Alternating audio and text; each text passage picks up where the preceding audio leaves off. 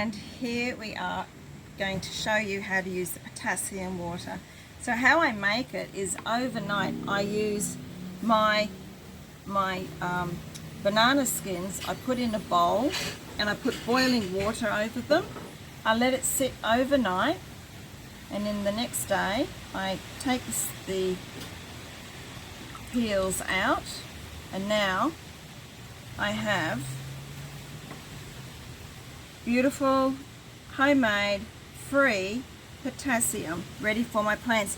I'm just going to show you. I've only used this once with a little bit of Earthfood, and this is an example. This is, see how little these leaves are. That was the before I used it, and this is since I've used it.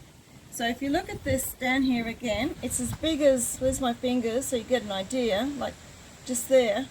And look, it's doubled in width and length. And lush. Look how nice and strong these leaves are. They're quite thick, which is a wonderful thing.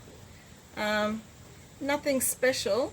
I've done nothing more than Earthfood water and a little bit of potassium water that we make here in the kitchen. But other than that, this plant is just amazing.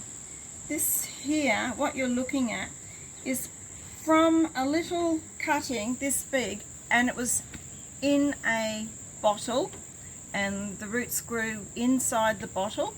I planted it in a pot in here, and that is about 5 months old, and I'm so proud of it. It's one of my favourite plants. Hence I went and shouted myself a really lovely plant stand to put it in. So yourearthfood.com.